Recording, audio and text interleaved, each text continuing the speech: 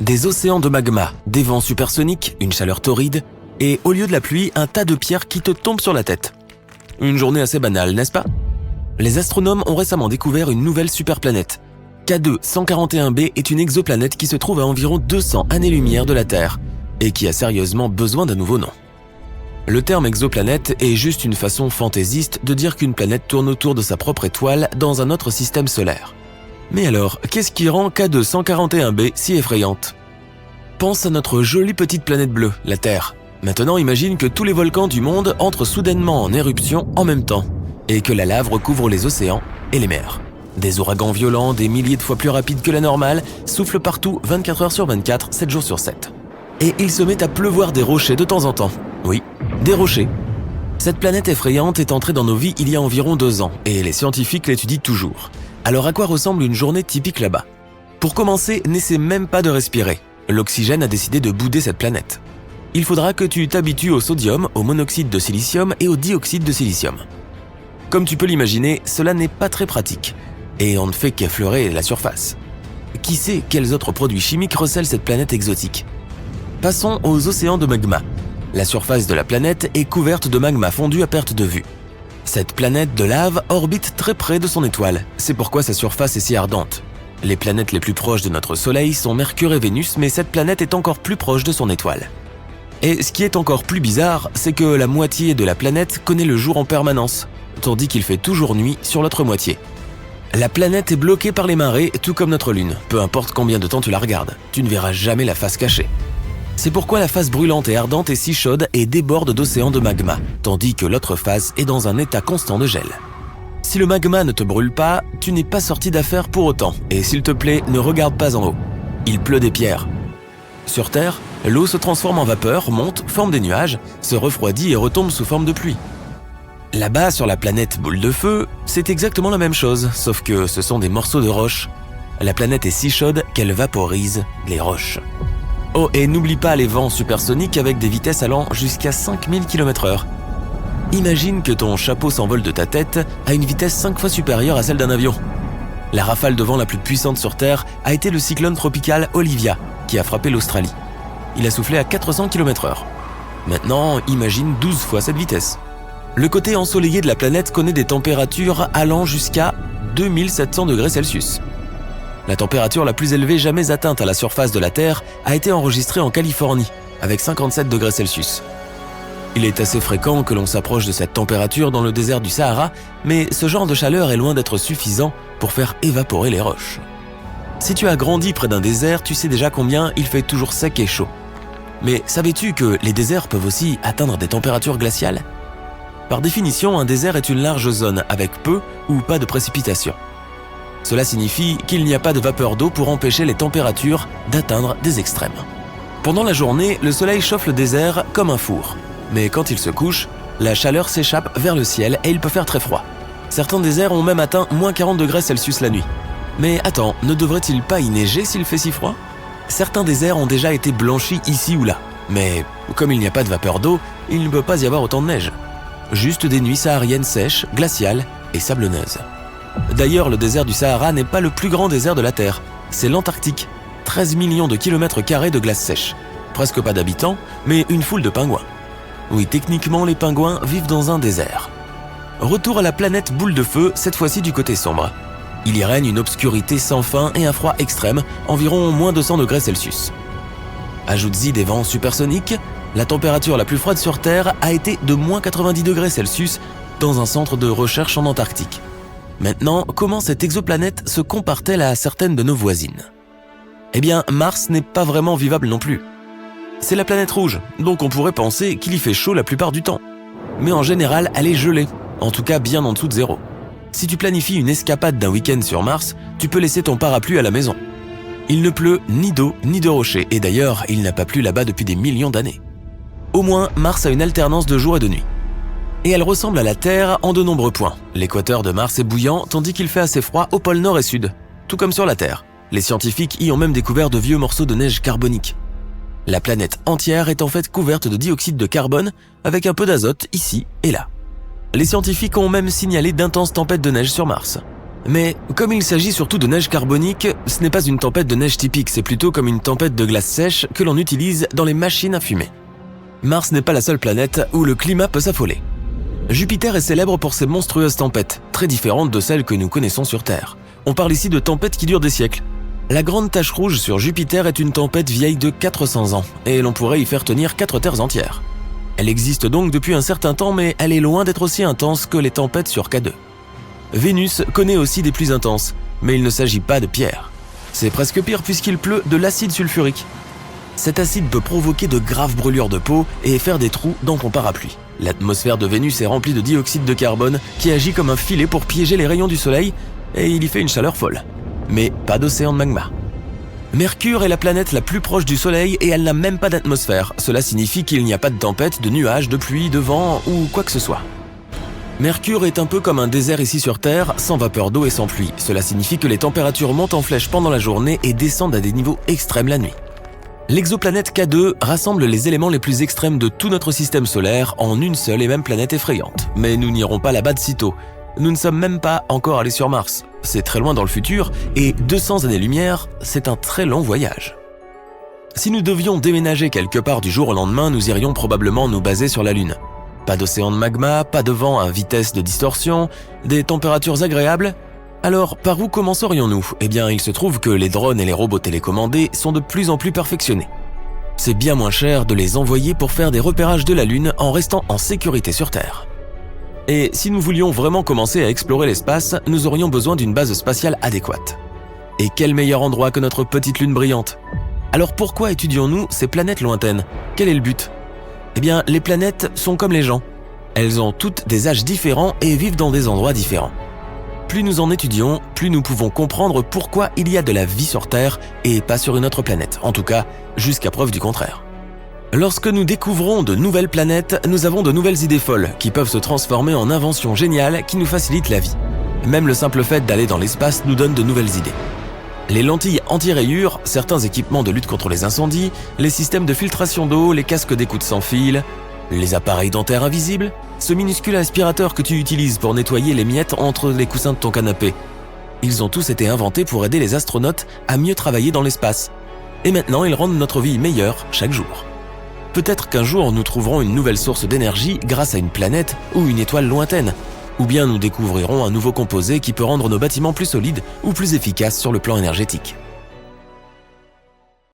T'es-tu déjà demandé ce que cela donnerait si toutes les planètes de notre système solaire avaient la même taille que la Terre ?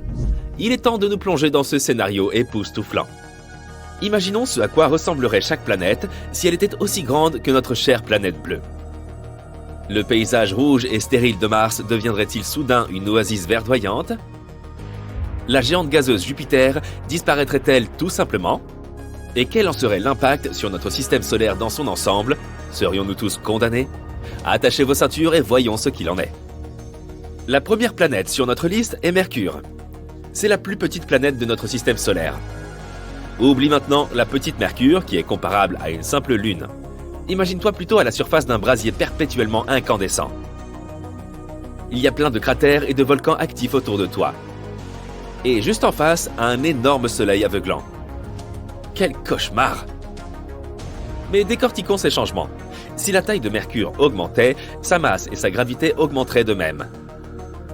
Dans ce cas, il est possible que Mercure ait davantage d'atmosphère. Les températures sur Mercure sont extrêmes. Non seulement parce qu'elle est très proche du Soleil, mais aussi à cause de son atmosphère très fine. Ainsi, pendant la journée, les températures atteignent les 430 degrés Celsius. Et la nuit, il fait un froid terrible, pouvant atteindre moins 180 degrés Celsius. Mais à présent que sa gravité est plus forte, Mercure pourrait avoir une atmosphère bien plus dense. Ainsi, la chaleur serait mieux répartie sur la planète. L'atmosphère n'est pas la seule chose qui puisse rendre la planète plus chaude. Si Mercure devenait plus massive, son réchauffement interne serait probablement accru en raison de la compression due à la gravité. Et hypothétiquement, son activité tectonique pourrait également s'intensifier. En d'autres termes, des paysages plus intéressants, des montagnes plus nombreuses et des volcans actifs encore plus effrayants. Félicitations, tu as transformé Mercure en une Vénus 2.0. Pour nous, tous ces changements ne seraient guère plus agréables. Il deviendrait beaucoup plus difficile d'y envoyer nos engins spatiaux. Il vaut donc mieux que Mercure reste telle qu'elle est, petite, calme et ennuyeuse. En gros, tout le contraire de notre prochaine étape, Vénus. Qu'arriverait-il à Vénus si elle était de la taille de la Terre? Eh bien, à vrai dire, rien. Elle ne changerait pas du tout. Tout simplement parce que Vénus a déjà presque la même taille que notre planète. On l'appelle même la jumelle de la Terre, même si jumelle est un bien grand mot. En réalité, nous ne pourrions pas être plus différents. Vénus est souvent surnommée l'étoile du matin, parce qu'elle est très brillante et visible dans notre ciel. Mais ne te laisse pas abuser par sa beauté. Cette planète est l'un des endroits les plus inhospitaliers de notre système solaire.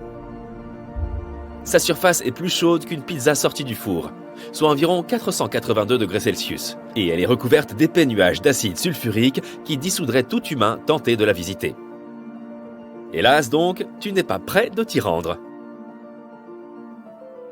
Passons maintenant à une planète qui, contrairement à Vénus, pourrait potentiellement devenir notre nouveau foyer, Mars.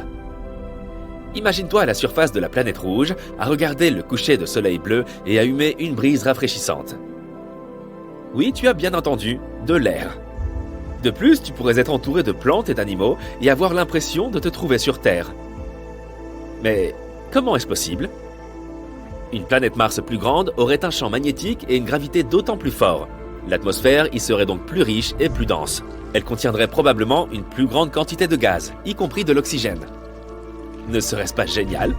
En outre, une atmosphère plus dense pourrait répartir la chaleur sur l'ensemble de la planète. Mars pourrait alors devenir beaucoup plus chaude et bien plus confortable. Et voici le changement le plus important, de l'eau liquide. Mars possède de l'eau gelée au pôle et dans les réservoirs souterrains. Mais avec une gravité plus forte, elle pourrait potentiellement maintenir de l'eau à l'état liquide à sa surface. Chouette alors! Mais il y a un hic. La nouvelle Mars aurait également un tempérament explosif. Elle est déjà géologiquement active, mais sa chaleur et sa pression interne monteraient en flèche. Cela signifie des éruptions volcaniques plus fréquentes et bien plus impressionnantes. Imagine à quel point il serait excitant d'assister à de telles éruptions sur une autre planète. Enfin, si tu parviens à échapper aux conséquences. De façon générale, la planète pourrait devenir plus verte et plus luxuriante, mais elle n'en serait pas plus sûre pour autant. Enfin, ce serait quand même formidable d'y assister. Mais il est temps de passer aux géantes de notre système solaire. Et si nous avons déjà agrandi des planètes, il est maintenant temps de les compresser vraiment, vraiment fort. Si Jupiter devenait 11 fois plus petite, quel désastre ce serait! La première chose que l'on remarquerait, c'est un changement de gravité. Et je dis bien que nous le remarquerions, car nous n'aurions plus d'autre choix que d'émigrer ailleurs. Jupiter subit entre 30 et 100 collisions de gros astéroïdes tous les ans. Tout cela en raison de sa forte gravité, qui les attire tous à elle et nous protège. Mais notre grande sœur protectrice s'est transformée en un petit bébé joufflu. Dis bonjour à toute une bande d'astéroïdes. Oh, et dis adieu à Jupiter. Cette planète est connue pour son atmosphère épaisse et tourbillonnante. Mais avec une attraction gravitationnelle beaucoup plus faible, Jupiter aurait probablement bien du mal à la retenir. Au fil du temps, elle s'échapperait donc lentement dans l'espace, laissant derrière elle une fine atmosphère composée principalement d'azote et d'oxygène. Nous devrons également faire nos adieux à l'apparence emblématique d'une autre géante, Saturne. La différence la plus notable sera la disparition de ses célèbres anneaux. Constitués de petites particules de glace et de roche, les anneaux sont une caractéristique unique de Saturne. Mais avec une gravité semblable à la Terre, ils s'abattraient sur la planète ou se disperseraient dans l'espace. C'est bien dommage. Saturne est également une géante gazeuse, tout comme Jupiter. Son atmosphère est composée essentiellement d'hydrogène et d'hélium. Mais si elle était de la taille de la Terre, ces gaz se trouveraient comprimés en raison de la gravité accrue. Cela la rendrait beaucoup plus dense. Cela signifie que la taille et la forme de Saturne changeraient. En théorie, si nous pressons fortement Saturne, elle pourrait devenir une naine brune. Il s'agit d'un type d'étoile manquée, qui n'a pas la masse nécessaire pour entretenir une fusion nucléaire, mais qui émet de la chaleur et de la lumière. Saturne pourrait donc cesser d'être une planète. Le temps qu'il y fait changerait aussi probablement. Toutes ces tempêtes démentielles, comme la fameuse tempête hexagonale qui fait rage au pôle Nord, deviendraient plus calmes et beaucoup plus faibles. La géante suivante est Uranus. Essayons de comprimer cette pauvre planète. Tout d'abord, la gravité à la surface d'Uranus serait beaucoup plus faible qu'aujourd'hui. Son atmosphère pourrait également changer. Si Uranus était plus petite, elle pourrait présenter une atmosphère plus fine et des gaz différents. Cette planète est plutôt froide, avec une température moyenne de moins 214 degrés Celsius. Mais si elle avait la taille de la Terre, elle pourrait se réchauffer un peu, en raison d'un rapport de volume réduit en comparaison de sa surface. Mais ne te réjouis pas trop vite, il y ferait encore bien plus froid que dans les endroits les plus glacés de notre planète. Comme tu peux le constater, les géantes gazeuses n'endurent pas facilement un tel rétrécissement, sauf peut-être l'une d'entre elles. Étonnamment, la petite Neptune deviendrait beaucoup plus sympathique. Tout d'abord, il s'agirait probablement d'une planète rocheuse, dotée d'une minuscule atmosphère. Fini la géante gazeuse, place à une planète où il est plus facile de vivre et de se déplacer, pour les animaux comme pour les humains. Et en parlant de se déplacer, en raison de sa petite taille, la gravité sur cette nouvelle Neptune serait presque la même que celle de la Terre, ce qui faciliterait grandement la marche et le saut. Plus besoin de flotter dans l'espace. L'atmosphère de la Neptune originelle est si épaisse qu'on peut à peine y distinguer sa main devant son visage. Et la pression de surface y est environ 100 fois supérieure à celle de l'atmosphère terrestre. Mais notre nouvelle Neptune serait très différente, avec une atmosphère beaucoup plus fine et bien moins dense. Elle contiendrait encore du méthane, de l'eau et de l'ammoniac, mais beaucoup moins qu'avant. Enfin, la température. La Neptune actuelle est glaciale, avec une température moyenne d'environ moins 223 degrés Celsius. Mais si elle avait la même taille que la Terre, elle serait probablement beaucoup plus chaude, tout comme Uranus. Ah, voilà qui est mieux. Quelle planète ce serait pour nous? Et voilà pour les changements planétaires. Mais qu'arriverait-il à l'ensemble du système solaire si nous rendions toutes les planètes aussi petites? Il est difficile de le prédire, mais il semble clair que leur gravité et leurs orbites pourraient changer considérablement. Il est peu probable que l'une d'entre elles s'envole au loin dans l'espace ou s'écrase contre sa voisine, ou un truc du genre. Mais beaucoup de leurs orbites deviendraient probablement très instables. Et le nombre de collisions avec des astéroïdes augmenterait considérablement. Bien sûr, tout ceci n'est que pure spéculation. Ce n'est pas comme si nous pouvions vraiment expérimenter tout cela. Mais c'est tout de même un exercice de pensée très intéressant. Et cela permet de se rendre compte à quel point notre système solaire est unique et spécial. Explorant toujours plus loin les vastes étendues de l'univers, les scientifiques ont fait d'incroyables découvertes. Et ils ont aujourd'hui plus de questions que de réponses. D'une super Terre brûlante à un monde en forme de ballon ovale, les exoplanètes, trouvées en 2022, sont vraiment hors du commun. Alors accroche-toi, car l'avenir de ces découvertes s'annonce plus radieux que jamais. Numéro 1. De nouveaux types d'exoplanètes. Les naines rouges représentent plus de 70% de toutes les étoiles. En septembre 2022, des scientifiques ont donc décidé d'examiner de plus près les petits mondes qui gravitent autour d'elles. Et ce qu'ils ont observé est stupéfiant. Un nouveau type d'exoplanète composé à moitié de roche et à moitié d'eau sous forme liquide ou glacée. Selon les chercheurs, ces planètes proviendraient d'un matériau venu de très loin, au-delà de la ligne des glaces, où les températures sont extrêmement basses. Elles se seraient ensuite rapprochées de leur étoile, à l'endroit où les astronomes les ont détectées. Cette découverte pourrait bien avoir d'énormes répercussions sur la quête de la vie dans le cosmos. Bien que ces planètes soient chargées d'eau, elles ne sont peut-être pas complètement couvertes d'océan. Qui sait, l'une d'entre elles sera peut-être la prochaine Terre 2.0. Numéro 2. Un monde de la taille de Jupiter. Imagine une planète massive et mystérieuse, une espèce de Jupiter caché dans la galaxie. Eh bien, nous venons d'en découvrir une en orbite autour d'une étoile, située à 379 années-lumière. Nous l'avons appelée TOI 2180b, et elle fait déjà parler d'elle. Pourquoi? Tout d'abord, car elle met 261 jours à faire le tour de son étoile. Ce qui est beaucoup plus long que pour la plupart des géantes gazeuses que nous avons pu observer jusqu'à présent. Mais ce n'est pas tout. Les températures de ce monde sont étonnamment douces, avec une moyenne de 77 degrés. En comparaison, il fait entre moins 189 et moins 139 degrés Celsius sur une planète comme Saturne. Elle est en fait un trait d'union entre les exoplanètes géantes récemment découvertes et notre Jupiter. Mais une question demeure, pourquoi cette planète est-elle si différente? Les scientifiques cherchent encore à comprendre. Espérons que nous aurons bientôt des réponses. Numéro 3, la planète Hulk. La surface de cette planète est recouverte de magma en fusion et une année n'y dure qu'une demi-journée. Bienvenue sur TOI 1075b. une exoplanète surnommée planète Hulk par les scientifiques. Située à 200 années-lumière, cette super-Terre est l'une des plus massives jamais découvertes. Sa proximité avec son étoile mère fait que sa surface atteint une température de 1050 degrés Celsius. La chaleur est telle que l'eau s'y évaporerait instantanément et que l'air serait rempli de roches vaporisées. Mais si sa température est impressionnante, sa taille l'est encore plus. TOI 1075b a une masse presque 10 fois supérieure à celle de la Terre, ce qui en fait l'une des super-Terres les plus énormes que nous connaissions. Mais le mystère ne s'arrête pas là. Cette planète orbite en seulement 14,5 heures, ce qui en fait l'une des périodes orbitales les plus courtes jamais enregistrées pour une planète de cette taille. De quoi enrichir notre catalogue de manière passionnante. Numéro 4, 3 planètes condamnées. Des astronomes ont fait la découverte de 3 planètes qui évoluent en une dangereuse danse à côté d'étoiles en déclin. Il y a 10 ans, les scientifiques n'imaginaient même pas que de telles planètes puissent exister. Ces géantes gazeuses, d'une taille similaire à celle de Jupiter, orbitent bien trop près de leur étoile. Elles marchent pratiquement sur le fil du rasoir. Prenons l'exemple de l'une d'entre elles, appelée TOI 2337b. Dans moins d'1 million d'années, son orbite la précipitera dans les bras ardents de son étoile hôte. Moi, je ne serai plus là, bien sûr.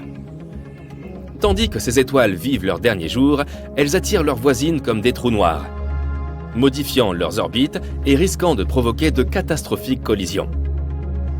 En outre, à mesure que ces planètes se rapprochent, leurs atmosphères se réchauffent, ce qui entraîne d'incroyables différences de densité.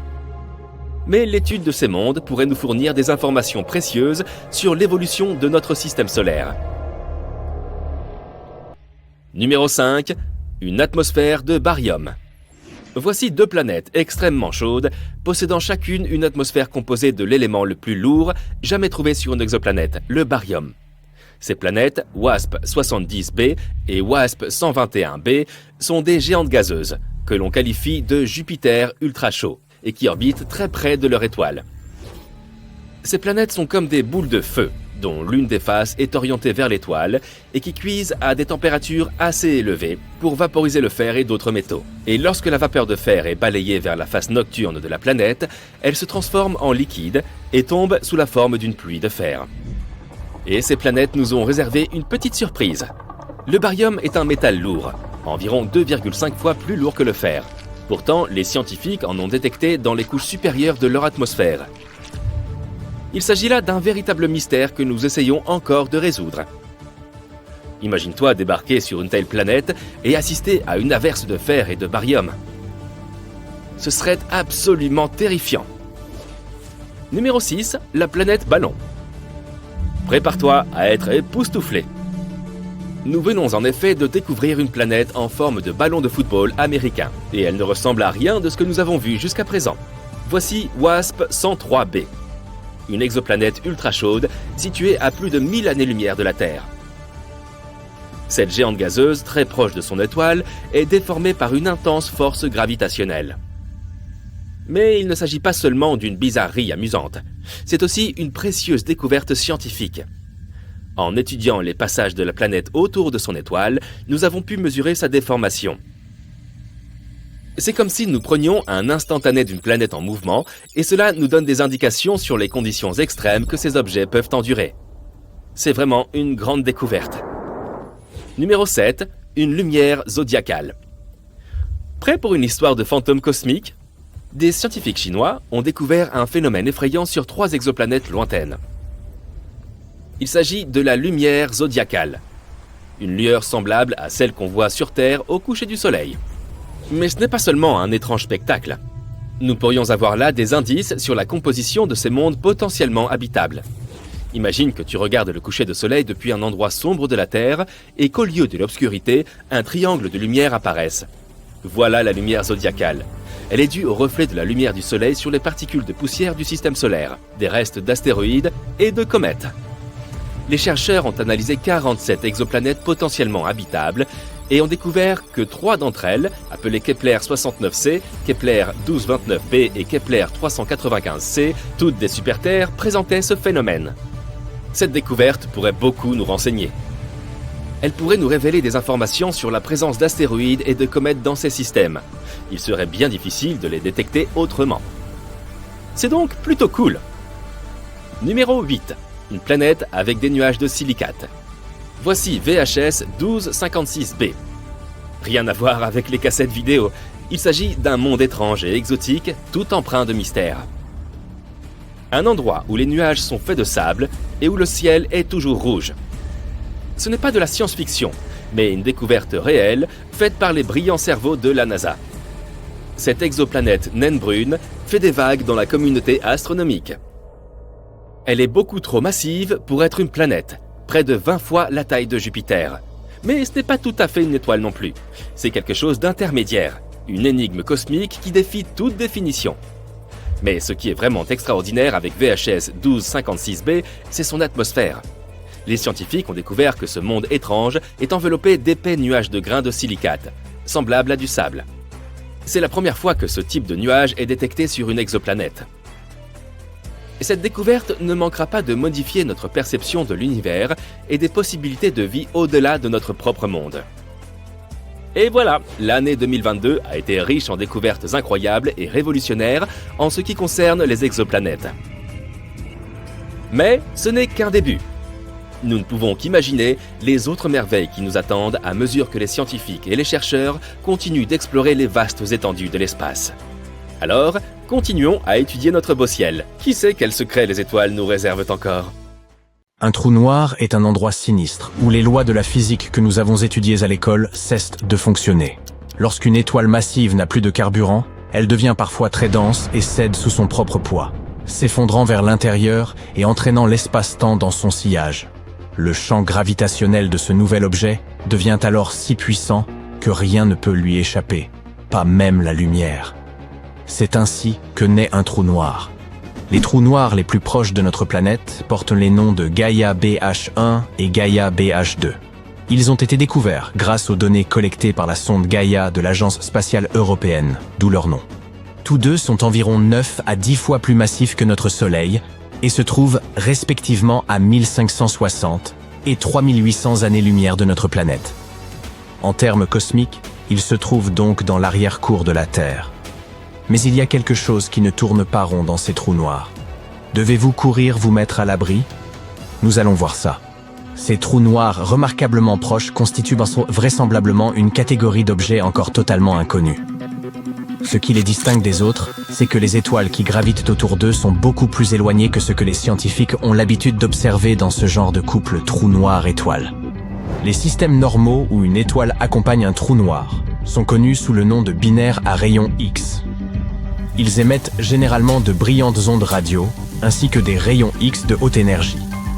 Ils avalent de la matière et rejettent de puissantes quantités d'énergie, ce qui les rend assez faciles à repérer. Pourquoi les astronomes ont-ils mis tant de temps à repérer ces trous noirs massifs qui résident à l'intérieur même de notre galaxie, la Voie lactée ? Tout simplement parce qu'ils sont presque invisibles. Autrefois, les astronomes repérèrent les trous noirs en recherchant les restes de leur repas. En effet, lorsqu'une étoile ou même un nuage de gaz interstellaire est aspiré par un trou noir, on retrouve après coup quelques traces de rayonnement électromagnétique. Les scientifiques utilisent ce rayonnement pour détecter la présence d'un trou noir. Mais contrairement à d'autres trous découverts auparavant, Gaia BH1 et BH2 sont parfaitement noirs. Ils ne semblent pas se nourrir de quoi que ce soit pour le moment. Ils sont donc inactifs ou dormants. Les astronomes ont donc dû recourir à une autre méthode. Ils ont suivi le mouvement de 2 étoiles en orbite autour de ces monstres cosmiques. Ces étoiles, semblables à notre Soleil, oscillaient légèrement lors de leur voyage dans l'espace. Pour les chercheurs, cela signifiait que quelque chose de très pesant, comme une autre étoile, tirait sur elles. Il est intéressant de noter que lorsqu'ils ont examiné la zone à l'aide de télescopes, ils n'ont rien trouvé qui émette des radiations. La situation n'avait donc de sens que si un trou noir était impliqué dans le processus. Heureusement, Gaia est idéale pour repérer les trous noirs invisibles. Grâce à son équipement de pointe, la sonde peut mesurer avec précision le mouvement et la position de milliards d'étoiles. Aucun autre instrument n'est capable d'une telle précision. Les observations de Gaia ont été confirmées par les données reçues ultérieurement par d'autres observatoires. Par exemple, l'observatoire de rayons X Chandra de la NASA ainsi que le radiotélescope sud-africain MERCAT, n'ont révélé aucune lumière visible en provenance de Gaia BH2. Même s'ils n'ont rien détecté, ces informations sont précieuses. Les astronomes en ont appris beaucoup sur l'environnement du trou noir. De nombreuses particules provenant de son étoile compagne lui parviennent sous la forme d'un vent stellaire. Mais les chercheurs n'ont pas détecté de lumière radio. Cela signifie que ce trou noir n'a pas beaucoup d'appétit et que, par conséquent, peu de particules traversent son horizon des événements, ou point de non-retour. Malheureusement, on ne sait toujours pas pourquoi. Quoi qu'il en soit, devrions-nous nous inquiéter de ces mystérieux trous noirs qui se cachent dans l'obscurité de l'espace, si près de notre planète? J'ai une bonne nouvelle. Il n'y a absolument aucune raison de se faire du souci. Tout d'abord, ces trous noirs sont actuellement endormis, et ils ne semblent pas prêts de se réveiller. Deuxièmement, ils sont encore trop éloignés pour affecter notre vie. Et ce n'est pas comme si les trous noirs savaient voyager. Sais-tu pourquoi l'océan est salé? On n'en connaissait pas la raison jusqu'en 1979. La planète entière est recouverte par les océans, et on n'avait aucune idée de l'origine de tout ce sel. On a d'abord pensé que les rivières en étaient la cause, car elles peuvent transporter des dépôts et des produits chimiques vers les étendues d'eau plus calmes. Ce n'est qu'à la fin des années 1970, lorsque les scientifiques sont tombés sur ce qu'on appelle les fumeurs noirs, qu'ils ont compris qu'ils étaient la cause de l'eau salée. Il s'agit de cheminées hydrothermales situées le long de la dorsale médio-océanique, qui ont été créées par des sédiments de sulfure de fer provenant des profondeurs du noyau terrestre. Les dinosaures ont disparu il y a longtemps. Mais la façon dont cela s'est produit a fait l'objet d'un débat houleux au sein de la communauté scientifique pendant très longtemps. Jusqu'en 1991 précisément, l'année où le cratère Chicxulub a été découvert. C'est un grand trou situé sous la péninsule du Yucatan au Mexique. Beaucoup affirment qu'il s'est formé lorsqu'un astéroïde géant s'est écrasé sur la Terre. Le matériau le plus ancien jamais trouvé sur notre planète s'avère être plus ancien que tout notre système solaire. La météorite Murchison a atterri en Australie en septembre 1969. Mais nous n'avons fait cette découverte stupéfiante qu'après qu'une nouvelle analyse de ces débris ait été faite en 2020 seulement. Sais-tu qu'il existe un gratte-ciel en corail caché sous l'océan et que nous n'avions aucune idée de son existence jusqu'à très récemment? En 2020, une équipe de scientifiques australiens est tombée dessus en cartographiant le nord de la Grande Barrière de Corail. Il mesure 500 mètres de haut, soit davantage que l'Empire State Building. Mais il n'y a pas d'ascenseur. Sais-tu comment les montagnes sont apparues? On ne l'a pas su avant 1966, et cela concerne aussi les tremblements de terre et les volcans. On a donc envoyé des hommes dans l'espace avant même de comprendre comment et pourquoi la Terre sous nos pieds se met à trembler de temps en temps. Ce n'est qu'en 1966 qu'un scientifique nommé John Tuzo Wilson a publié un article dans la revue Nature, dans lequel il a expliqué que les continents et les océans se déplaçaient constamment. Il a également écrit sur l'activité tectonique, c'est-à-dire des phénomènes comme les tremblements de terre et la façon dont les montagnes s'élèvent à la surface de la Terre. Jusqu'en 2021, on n'avait pas encore cartographié une séquence complète du génome humain. Le concept de l'ADN a été présenté pour la première fois par un scientifique suisse en 1869. Mais les spécialistes ont continué d'ignorer la structure physique de l'ADN jusqu'à ce que Rosalind Franklin et Raymond Gosling l'aient photographié et aient découvert qu'il ressemblait à une double spirale. Tu t'es déjà demandé quel était le plus grand organisme vivant au monde ? Pendant longtemps, les scientifiques se sont aussi posé la question, mais ils ne sont tombés dessus qu'en l'an 2000. Il s'agit d'un champignon qui vit à 1 mètre sous terre, mais qui, selon les estimations, s'étend sur 9 km². Situé dans la Malheur National Forest, au sein des Blue Mountains de l'est de l'Oregon, il est surnommé l'armillaire couleur de miel. Jusqu'en 2002, on ne savait pas ce qui se trouvait au centre de notre propre galaxie, la Voie lactée. On savait que la Terre tournait autour de quelque chose, mais il nous a fallu attendre le 21e siècle pour comprendre qu'il s'agissait d'un trou noir supermassif, d'une masse 4 millions de fois supérieure à celle de notre Soleil, situé dans une région de la Voie lactée appelée Sagittarius A. Cette découverte a eu lieu après l'invention du détecteur infrarouge de fumée. Si tu as du mal à imaginer devoir parcourir de longues distances sans valise à roulettes, sache qu'elle n'a pas fait son apparition avant 1970. Ce qui signifie que les astronautes qui sont allés sur la Lune ont dû trimballer leurs bagages à la main dans leur vaisseau spatial. La demande de brevet américain pour la valise à roulettes a été accordée en 1972. Mais pour être tout à fait honnête, les premiers modèles n'étaient pas très fiables. Ils avaient des problèmes de vacillement et de basculement, car de grandes valises étaient montées sur des essieux très étroits. Si tu regardes des photos de stars de cinéma des années 1940, tu verras que leurs cheveux étaient bien coiffés et gominés. Sais-tu que, d'après des découvertes récentes, même les anciens Égyptiens utilisaient une telle substance pour mouler les cheveux? Toutefois, les stars des années 40 n'utilisaient pas notre version moderne du gel, car cette invention n'est apparue que dans les années 1960. Ce que les gens utilisaient pour se coiffer à l'époque s'appelait du Brylcreem, un produit à la consistance cireuse inventé en 1929. Le gel pour cheveux tel que nous le connaissons aujourd'hui est arrivé un peu plus tard et a été inventé par un homme nommé Luis Montoya. Il est rapidement devenu tendance car il n'était pas aussi gras que les produits précédents. À l'époque de la Rome antique, pour s'essuyer, les gens utilisaient des bâtons avec une éponge accrochée au bout. Des feuilles de papier individuellement parfumées, qui avaient la même fonction, semblent avoir existé en Chine dès l'an 589. Aux États-Unis, le papier médicamenteux pour le water closet a été commercialisé à la fin des années 1850. Mais la variante douce et confortable du papier toilette n'a été commercialisée que dans les années 1930, avec le bonus additionnel d'être complètement sans écharde, ce qui est fort appréciable. Des recherches modernes ont révélé que les anneaux de Saturne ont moins de 100 millions d'années environ. Cela peut sembler beaucoup, mais si tu considères que le système solaire s'est formé il y a environ 4,5 milliards d'années, cela change un peu la donne. Certaines espèces de requins sur Terre sont présentes dans nos eaux depuis 4 fois plus longtemps que les anneaux de Saturne. On a pu tirer cette conclusion étonnante à l'aide de données récentes concernant la masse des anneaux de Saturne et leur proportion de poussière de glace. Comme beaucoup d'entre nous ont de plus en plus recours au commerce en ligne de nos jours, il est difficile de considérer le supermarché traditionnel comme une invention révolutionnaire.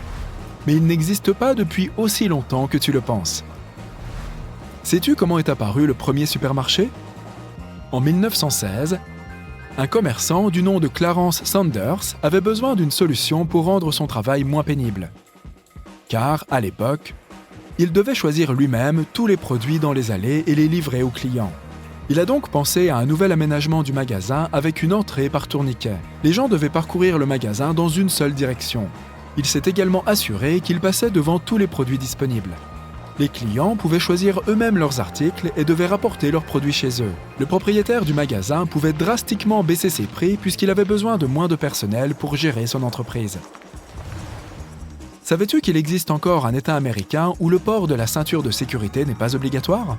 Le port de la ceinture de sécurité a longtemps été optionnel, mais les gens étant ce qu'ils sont, il a fallu mettre en place une règle plus stricte. L'État de New York a été le premier à adopter une loi qui rendait obligatoire le port de la ceinture de sécurité au volant, mais c'était seulement le 1er décembre 1984. Dans le New Hampshire, cependant, il n'y a encore aucune loi sur le sujet.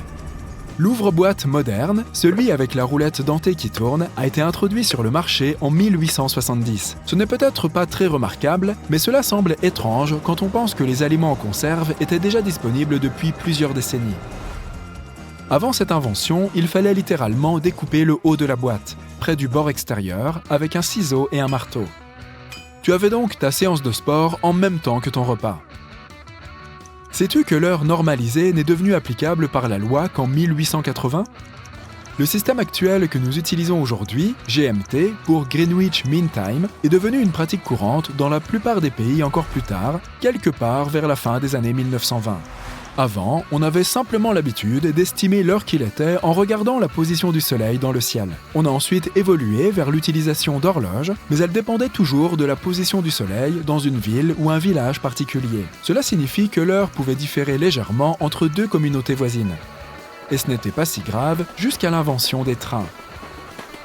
Comme on a commencé à voyager plus vite et sur de plus longues distances, il fallait trouver un moyen de savoir quand un train partirait et atteindrait une certaine destination, ce qui aurait été utile à tous les voyageurs dans divers endroits.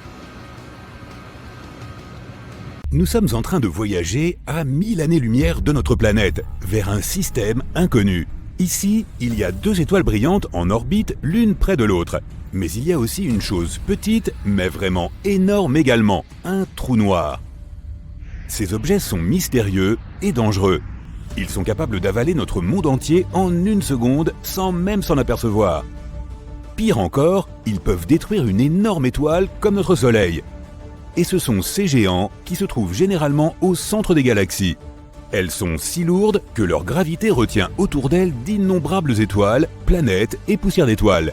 Elles peuvent peser des millions, voire des milliards de fois plus que le Soleil. Et maintenant, tu es de retour au sol sur une rampe de lancement de fusée sur la Terre. La seule chose à laquelle tu penses est de retenir ta respiration et de sauter dans le cœur de cette perle noire. Mais tu n'auras pas à retenir ta respiration car tu seras dans une combinaison spatiale. Et l'oxygène est inclus, gratuitement en plus. De plus, il est peu probable que tu arrives un jour à aller jusqu'au trou noir. Un voyage aussi lointain avec la technologie actuelle prendrait des dizaines de milliers d'années. Tu retournes donc dans ton garage où tu as caché ton hyperfusée qui t'emmènera au trou noir en quelques secondes. Boum! Voilà, tu es à côté de 2 étoiles et d'un trou noir. La première chose que tu remarques est que les trous noirs ne sont pas noirs. Sa force gravitationnelle attire non seulement les objets, mais aussi la lumière elle-même. Cela rend le trou invisible. Tu peux seulement voir un anneau brillant autour de lui que l'on appelle l'horizon des événements. Il est constitué de lumière tordue, de poussière chaude, de plasma et de morceaux d'astéroïdes qui se trouvent aussi piégés à cet endroit. Donc l'horizon des événements est le premier obstacle à surmonter. Bon, tu enfiles ton réacteur dorsal, tu ouvres la porte de ta fusée et tu sautes vers le trou noir. La force de gravité commence à t'attirer rapidement vers lui.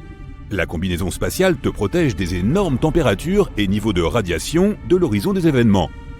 Les équipements de protection conventionnels ne pourraient guère t'aider. Alors tu remercies ton père d'avoir caché cette combinaison protectrice ultra puissante dans ton garage. Tu commences à avoir l'impression que ton corps s'étire désagréablement. Le problème, c'est que la gravité augmente à chaque fois que l'on se rapproche du centre du trou noir, et c'est beaucoup plus fort à ta tête qu'à tes pieds. Ton corps commence à s'étirer comme des spaghettis. C'est pourquoi on appelle ça la spaghettification. Aucun costume ne peut te protéger de ça, et il n'y a pas un seul vaisseau spatial qui puisse résister à ce genre de contraintes. Bon, cette vidéo a été courte. Ok, alors rembobinons jusqu'au moment avant le saut. Tu réalises que pour atteindre le cœur du trou noir et survivre, tu n'as pas besoin d'un équipement amélioré, mais d'un autre trou noir. Et c'est la taille et le poids de celui-ci qui comptent. Théoriquement, tu peux survivre à la chute dans un trou noir supermassif. Tout dépend de la largeur de l'horizon des événements du trou noir. Quand un trou est petit, à peu près le poids de notre Soleil, l'horizon des événements est lui aussi petit. Et donc son bord est particulièrement proche du centre de cette force gravitationnelle exceptionnelle qui te spaghettifierait rapidement et brutalement. Mais si l'horizon des événements est large, il est plus éloigné du centre de la force gravitationnelle. Alors la différence de pression de la gravité sur ta tête et tes pieds sera inexistante. Donc, si tu as assez d'air dans ta combinaison spatiale, tu peux survivre à un voyage de ce style. Donc, tu dois choisir un trou noir supermassif. Voyons voir. Un au centre de la Voie lactée? Non, il y a trop de plasma chaud et de débris autour. Tu as besoin d'un trou noir complètement isolé pour un saut comme celui-ci. Quelque part dans l'espace sombre où il n'a pas eu le temps de rassembler les débris des mondes voisins autour de lui. Tu ouvres rapidement ta carte de l'espace et tu trouves un trou noir de cette sorte. Un voyage plus rapide que la lumière et tu es arrivé. Le voilà, un énorme néant obscur. Il n'y a que la lumière déformée des étoiles et galaxies lointaines sur son horizon. Pour tester ta théorie, tu y jettes un mannequin. Il s'approche du trou noir, puis ralentit jusqu'à s'immobiliser. Mais ce n'est qu'une illusion. Le trou noir est si lourd qu'il peut déformer l'espace et le temps. Donc pour l'observateur, le mannequin est figé dans l'horizon des événements, mais en fait, il est depuis longtemps entré dans son cœur.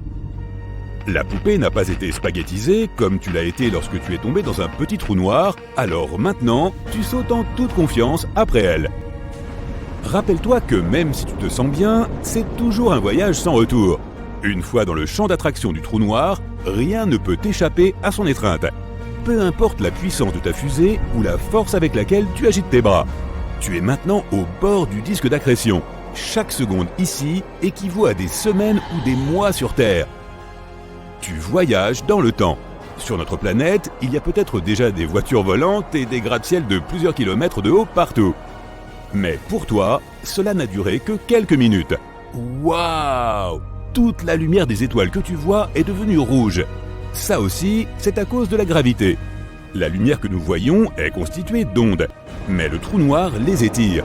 Les longueurs d'onde courtes, comme le bleu, deviennent longues et rouges. Super, tu as dépassé l'horizon des événements et tu te diriges maintenant vers le néant total. Tu lèves les yeux et tu vois un mince rayon de lumière. C'est la dernière chose que tu vois en fait. Après ça, il n'y a que du vide noir. Personne ne sait ce qui se passe ensuite. Certaines théories disent que les trous noirs peuvent être des portails vers une autre dimension, ou vers un autre endroit dans l'univers. En sautant dans un trou noir de notre galaxie, tu peux sauter à des centaines de milliers d'années-lumière de chez nous. Dans ce cas, tu vivras ta chute en sens inverse. D'abord, tu verras un petit rayon de lumière qui s'étend, puis la lumière rouge des étoiles redevient bleue, et avant même de t'en rendre compte, tu es de retour sur l'horizon des événements. Et peu après, tu es libéré de l'attraction du trou noir. Mais les scientifiques ne peuvent toujours pas confirmer cette théorie. Bon, c'est trop sinistre, alors pour cette fois, nous te ramènerons sur Terre en compagnie de tes amis. Ils te félicitent pour avoir réussi à survivre au centre d'un trou noir. Maintenant, tu es le cœur de la compagnie et aucun trou noir ne peut te faire peur. Mais même le plus grand trou noir de l'espace n'est pas aussi effrayant que ce que tu pourrais penser. Ils ne sont pas éternels, mais ont une durée de vie. La radiation dont j'ai parlé prend l'énergie du trou noir. S'il n'a pas de nourriture autour de lui, le trou commence à se dégonfler comme un ballon. Et finalement, il n'y a plus rien. Une autre crainte concernant les trous noirs est que nous puissions en créer un chez nous. En effet, à l'intérieur du grand collisionneur de Hadron, les scientifiques mènent des expériences avec de petites particules qui entrent en collision à grande vitesse. Il y a d'énormes explosions d'énergie, et certains scientifiques pensent que cette énergie est suffisante pour créer un trou noir microscopique. Il va commencer à absorber son environnement et à grandir. D'abord quelques petits objets dans la pièce où il a été créé, puis le laboratoire tout entier. Le trou continue à grandir et consomme désormais notre planète entière. Il change l'équilibre des forces dans notre système solaire et absorbe les planètes une par une. Quand celles-ci sont finies, c'est l'heure du dessert, le Soleil. Les couches supérieures légères de plasma sont étirées en longs spaghettis et tirées vers le trou noir. Puis, couche par couche, notre étoile s'effondre dans le trou noir. Lorsque le Soleil est à moitié absorbé, le trou noir projette un faisceau d'énergie et de lumière vers l'extérieur et continue à consommer le Soleil. En quelques instants, il ne restera plus rien de notre système solaire. C'est ainsi que certaines personnes décrivent la fin du monde. Mais même si nous parvenons à créer un trou noir microscopique, nous serons en sécurité. Il sera trop petit pour absorber de gros objets et il ne se nourrira que de petites particules atomiques. Les trous noirs émettent de l'énergie en même temps qu'ils en consomment, donc notre petit trou noir n'aura pas le temps de grandir. Il perdra plus qu'il ne gagnera en une fraction de seconde, donc ce que tu verras sera un flash momentané et puis plus rien. Cela dit, la création d'un trou noir stable et contrôlé peut même être utile. Ils émettent d'énormes quantités d'énergie que nous pouvons utiliser. Un trou noir de la masse du mont Everest pourrait alimenter toute l'humanité. Bien sûr, les trous noirs sont toujours dangereux, mais nous pouvons les observer et étudier notre univers, si nous restons assez loin bien sûr. En attendant, tu décides de mettre un cadenas sur ta porte de garage, pour l'instant.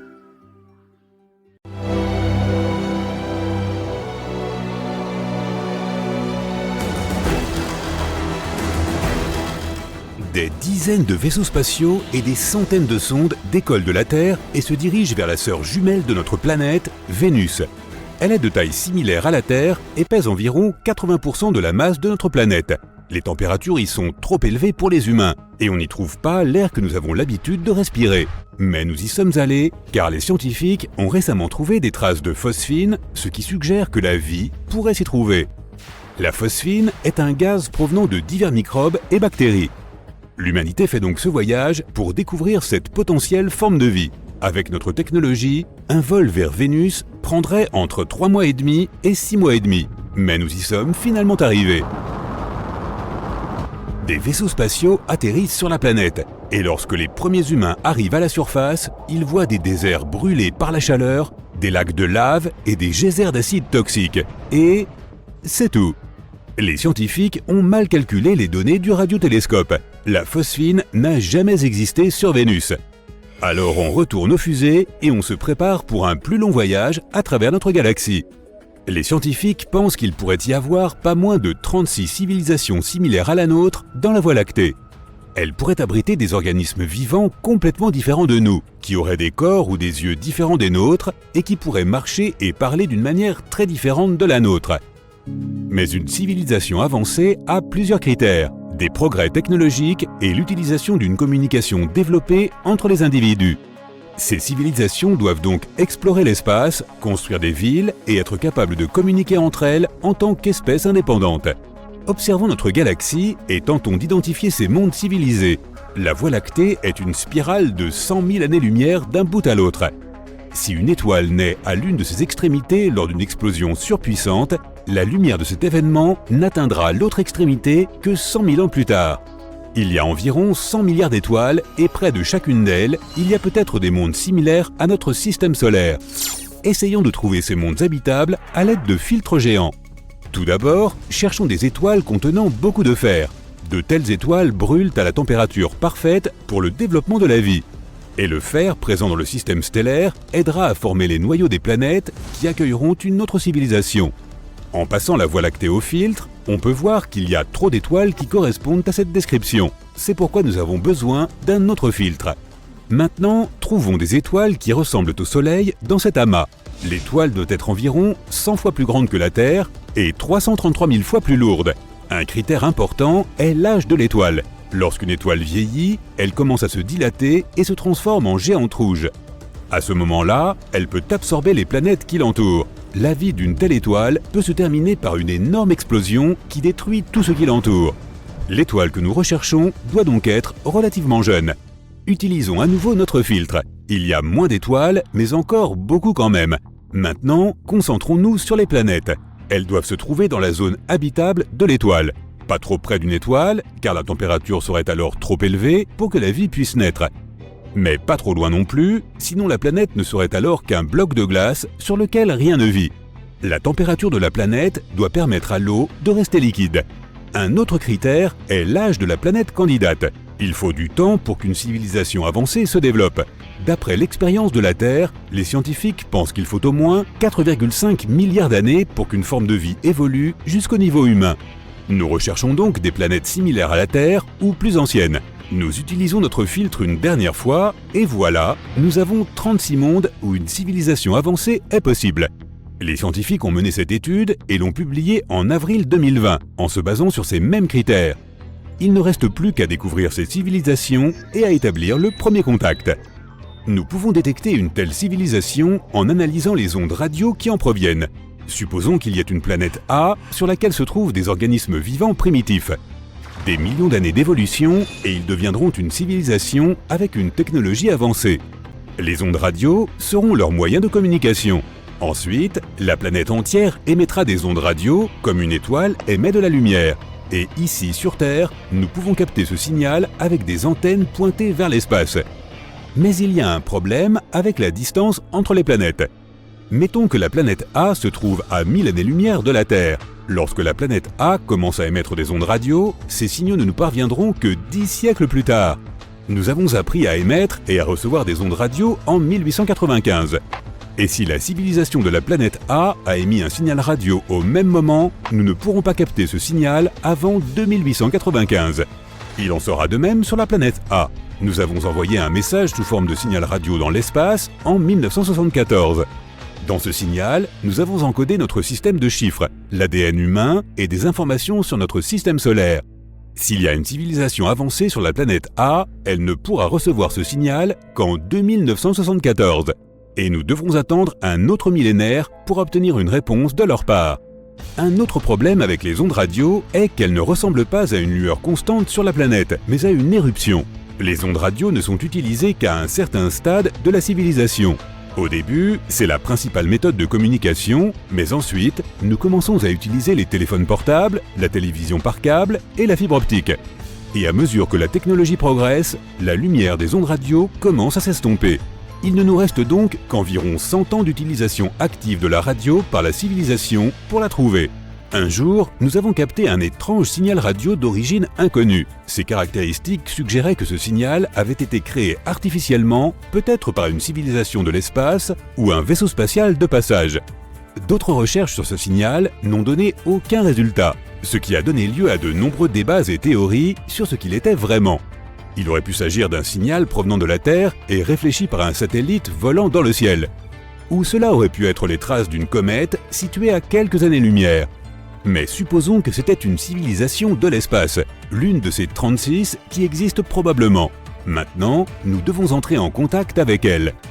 Nous jetons donc nos bagages dans une fusée et partons en direction de la planète supposée. Nos fusées peuvent voler à 28 300 km/h. Cela signifie qu'une fusée pourrait traverser la largeur des États-Unis en seulement 8 minutes. Mais même si une civilisation avancée vivait près de notre étoile la plus proche, Proxima Centauri, il nous faudrait environ 73 000 ans pour y arriver. Et même à la vitesse de la lumière, cela prendrait 4,2 années. Nous devons donc d'abord résoudre le problème des voyages interstellaires. Nos scientifiques prévoient d'atteindre environ un quart de la vitesse de la lumière au moyen d'un laser. Un puissant rayon provenant de la Terre poussera une sonde microscopique dans la bonne direction. Cette sonde pourrait atteindre notre destination en 17 ans environ. Et dans 4 autres années, lorsque le signal qu'elle émettra atteindra la Terre, nous saurons s'il y a une civilisation avancée. Une autre possibilité pour voyager plus vite que la lumière est la métrique d'Alcubierre. Le vaisseau spatial devrait comprimer l'espace devant lui et l'étirer derrière sa queue. Nous pourrions alors atteindre n'importe quel point de l'univers en quelques secondes, littéralement. Mais un tel voyage reste un fantasme pour nous. Nous pouvons peut-être nous rendre dans différents coins de l'univers grâce à des trous de verre. Ce sont des raccourcis semblables à des tunnels. Mais il y a un problème. Ces trous de verre pourraient se trouver à l'intérieur de trous noirs. Ce sont les objets les plus mystérieux de l'univers. Ils sont si denses que même la lumière ne peut pas s'échapper de leur piège. Nos vaisseaux spatiaux ne supporteraient pas non plus la tension. Il existe aussi une théorie selon laquelle la Terre est unique car elle est née dans des circonstances totalement accidentelles. Il y a 4,5 milliards d'années, notre planète était un bloc de lave qui commençait à refroidir et à se solidifier. Mais sa tranquillité a été rompue par le passage d'un astéroïde de la taille d'une planète entière. La collision s'est produite à un angle tel que la Terre n'a pas été complètement détruite, mais une partie de l'astéroïde est restée dans notre orbite. Ce rocher lourd, près de notre planète, a stabilisé la rotation de la Terre, et l'interaction gravitationnelle avec le débris géant a provoqué le réchauffement de notre noyau. De plus, l'astéroïde a apporté beaucoup d'eau sur Terre. Une telle collision est extrêmement improbable, aussi improbable que de gagner à la loterie plusieurs fois de suite. À ce jour, nous n'avons aucune raison de croire que la vie dans l'espace existe, tout comme nous n'avons aucune raison de croire qu'il n'y a pas d'autres civilisations avancées dans l'univers. Une puissante explosion de rayons gamma d'une demi-seconde seulement a eu lieu, et elle a libéré une énorme quantité d'énergie. C'était plus que notre Soleil pourrait produire en 10 milliards d'années. Ce bref flash a illuminé tout le ciel. Ensuite, une lueur beaucoup plus douce et plus durable est venue le remplacer. Les astronomes ont examiné ce phénomène à l'aide de rayons X, d'ondes gamma, d'ondes optiques et d'ondes infrarouges. Il s'est avéré que l'on avait vu un magnétar qui venait de naître pour la toute première fois. Il s'est probablement formé après la fusion de 2 étoiles à neutrons. Cette fusion a donné lieu à une kilonova, l'une des plus brillantes et des plus grandes explosions stellaires. Sa lumière a finalement atteint notre planète le 22 mai 2020. Imagine une énorme étoile, au moins 5 fois la masse de notre Soleil, qui arrive à la fin de sa vie. Cela peut être dû au fait qu'elle n'a plus de combustible nucléaire. Si c'est le cas, l'étoile commence à se refroidir. La pression à l'intérieur chute et la gravité commence à se resserrer vers l'intérieur. Et soudain, plus d'1 million de fois la masse de notre planète s'effondre en 15 secondes.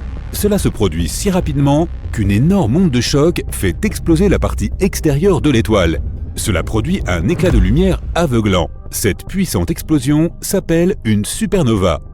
Ce qu'elle laisse derrière elle est un noyau incroyablement dense entouré d'un énorme nuage de gaz chaud appelé nébuleuse. Si l'étoile est suffisamment grosse, plus de 10 fois la taille de notre Soleil, elle se transformera probablement en un trou noir. Sinon, elle se transforme en une étoile à neutrons. Il s'agit en fait d'un noyau géant, c'est-à-dire la partie centrale d'un atome. Ces étoiles sont principalement composées de neutrons et leur taille dépasse rarement les 30 km de diamètre. À titre de comparaison, notre Soleil mesure près de 1,4 million de kilomètres de diamètre, soit 109 terres mises côte à côte. Mais ne te laisse pas impressionner par cette taille relativement minuscule. Toute étoile à neutrons est au moins 1,5 fois plus lourde que notre Soleil et possède un champ magnétique très intense. Si tu devais prélever une seule cuillère à café de l'intérieur de cette étoile, cette matière pèserait plus d'1 milliard de tonnes. Cette densité est tellement forte que les étoiles à neutrons font partie des objets les plus énormes connus. Le prochain arrêt est un trou noir. Lorsque deux étoiles à neutrons fusionnent, elles en créent le plus souvent une nouvelle, beaucoup plus lourde. En quelques millisecondes ou même en moins, cette étoile s'effondre en un trou noir. Mais les astronomes qui ont examiné le flash de lumière enregistré en Mars pensent qu'il pourrait y avoir une autre issue. Ils sont presque sûrs d'avoir vu quelque chose de jamais observé auparavant, la naissance d'un magnétar. C'est une forme rare d'étoile à neutrons avec un champ magnétique ultra fort. Il est 1000 billions de fois plus fort que celui de notre planète. Ce champ est également si puissant qu'il chauffe la surface de l'étoile jusqu'à 10 millions de degrés Celsius. En d'autres termes, les magnétars sont les aimants les plus puissants de l'univers. Leurs champs magnétiques peuvent sérieusement perturber le voisinage. Les atomes qui auraient la malchance de se trouver assez près d'une étoile de ce type seraient étirés en lignes fines comme des crayons. Si tu te retrouvais à plusieurs centaines de kilomètres d'un magnétar, eh bien, franchement, ça finirait mal pour toi. Le champ magnétique perturberait d'abord ta bioélectricité. Cela signifie que tes impulsions nerveuses ne fonctionneraient plus. Même tes molécules changeraient sous l'influence du champ de l'étoile. Au final, tu disparaîtrais presque entièrement. Si un magnétar volait à moins de 160 000 km de notre planète, il effacerait les données de toutes les cartes de crédit du monde.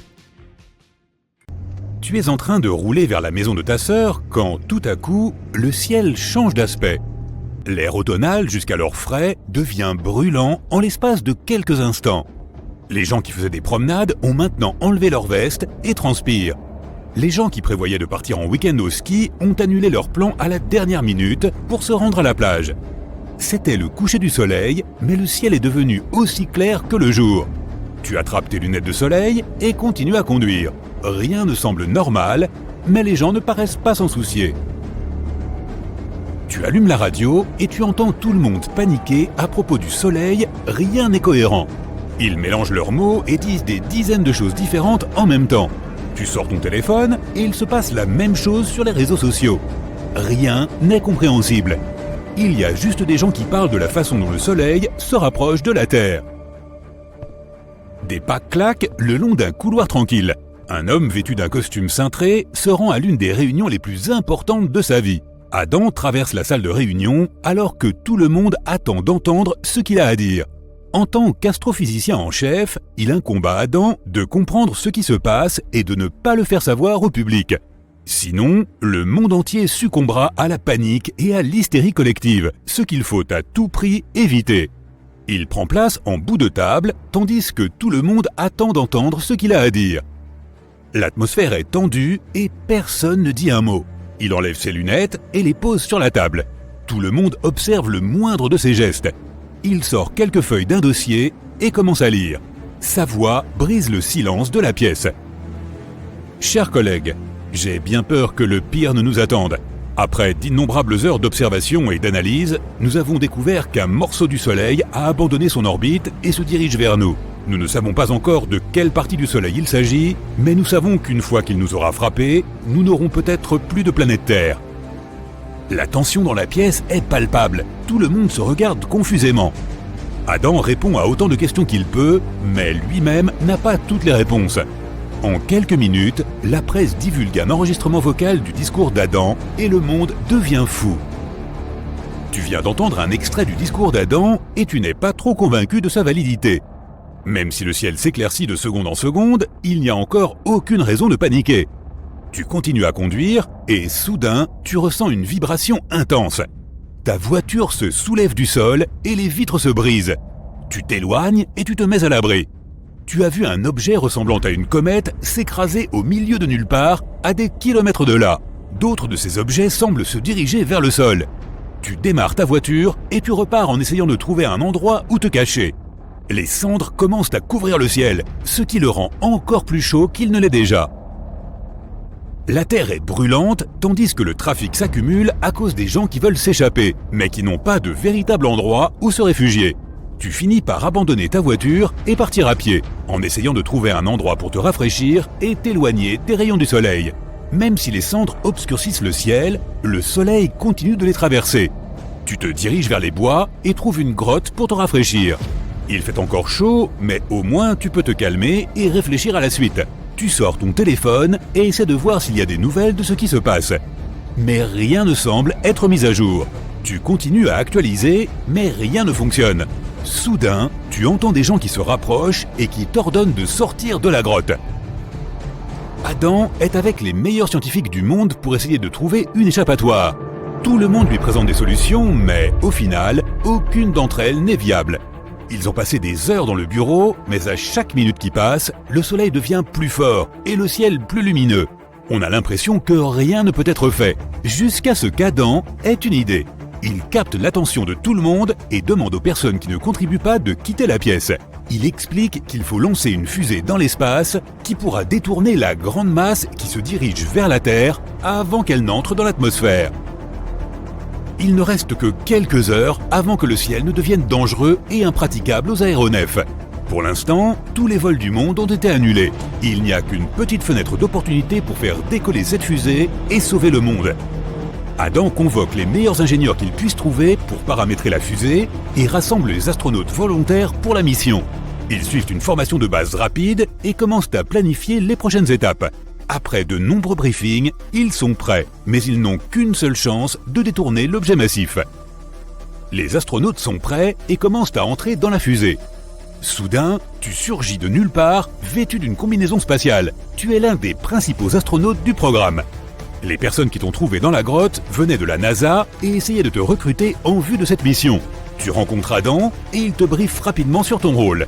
Comme la mission se déroule à la toute dernière minute, Adam n'a même pas eu le temps de s'asseoir avec toi et de te donner la formation ou le briefing approprié. Tu rentres dans la fusée et prends place. Les ingénieurs et les scientifiques se rassemblent pour s'assurer que tout est en ordre avant le décollage. L'objet massif se rapproche et si la fusée est retardée, alors elle fondra lorsqu'elle atteindra la dernière étape de la mission. Tu es sanglé et la fusée commence à vrombir. Tous les systèmes sont en état. 3, 2, 1, décollage. La fusée s'élance dans le ciel.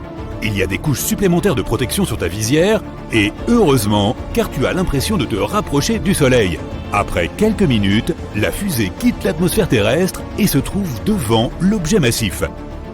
La fusée se fige dans une position stratégique, attendant le bon moment pour éjecter l'objet de sa trajectoire en direction de la Terre. Pendant ce temps, tous les habitants de la planète se cachent dans des bunkers, alors que des débris détachés de l'objet les bombardent. Une équipe de nettoyage sera prête à se débarrasser des roches spatiales brûlantes. Les bunkers sont équipés de nourriture, d'eau et d'électricité, au cas où il faudrait rester sous terre pendant un certain temps. Il ne reste que quelques minutes avant le moment crucial. Tu appuies sur un bouton et tu te prépares à déployer une grande pointe aussi longue que la Statue de la Liberté. La pointe est maintenue par un support attaché à la fusée. Le support va tirer la pointe comme un arc avec une flèche et l'envoyer directement à travers l'objet massif, le brisant avant qu'il ne fonde. Moins d'1 minute avant l'impact, la flèche est étirée et libérée. La pointe de celle-ci est dotée d'un foret en titane qui percera l'objet dès qu'il sera touché. La flèche est libérée et s'enfonce dans l'espace en brisant de petits fragments d'objets spatiaux sur son passage. En accélérant, elle atteint finalement l'objet massif et le transperce. Mais rien ne semble se passer. Le foret arrive à peine à traverser le centre. Heureusement, Adam avait pensé à un plan B. La fusée, toujours immobile, tire un laser à l'endroit où se trouve le pic pour accélérer les choses. Le laser commence à liquéfier la matière pour atteindre le noyau. L'objet se rapproche et accélère. Il ne s'est toujours pas brisé en morceaux. Moins de 2 minutes avant l'impact et tout le monde est à court d'options. Adam a un dernier tour dans sa manche. Il ordonne à tout le monde d'évacuer la fusée et de se rendre dans les capsules de secours. Il veut mettre la fusée elle-même sur une trajectoire de collision directe avec l'objet. Il règne maintenant une grande confusion. Toi et tes coéquipiers vous dirigez rapidement vers les nacelles et vous éjectez à une distance sûre. Ces nacelles ne flotteront pas aléatoirement dans l'espace, car elles ont de l'air pressurisé qui leur permet de se déplacer dans la direction souhaitée par le pilote. Tout le monde sort de la fusée pendant qu'elle fonce à toute vitesse sur l'objet. Les deux se dirigent l'un vers l'autre à pleine vitesse. Il ne reste que quelques secondes avant l'impact. Le monde entier retient son souffle. Cette fusée est maintenant notre seul espoir de sauver la planète Terre et ses habitants. La fusée commence à fondre avant l'impact. Et soudain, une grande onde de choc se propage dans le ciel. La fusée a réussi à briser l'objet massif en 1000 morceaux. Le problème maintenant, ce sont les petits débris qui tombent sur la Terre. Mais comme la plupart des gens sont dans des bunkers, ils sont en sécurité. Adam et ses collègues jubilent.